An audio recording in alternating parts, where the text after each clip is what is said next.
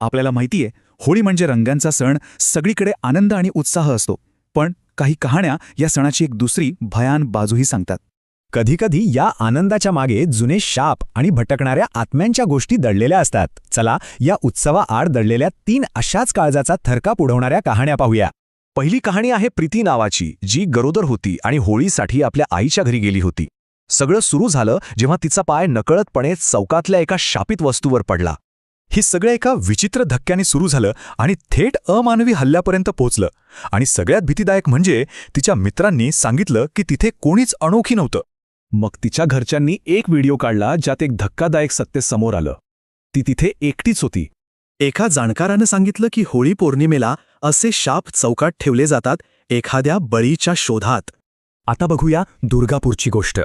झारखंडमधलं एक असं गाव जे रंगच विसरून गेले. 100हून अधिक वर्षांपासून होळीच्या दिवशी इथे फक्त भयान शांतता असते.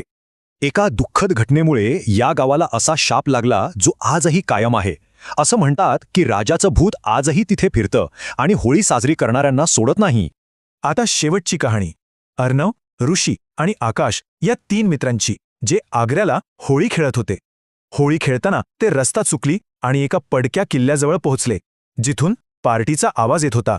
आत गेल्यावर त्यांनी पाहिलं की एक मोठी गर्दी नाचत गात होळी साजरी करत होती.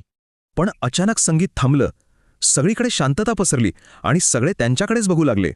त्या लोकांचे चेहरे एका विचित्र अमानवीय निळ्या रंगात बदलू लागले.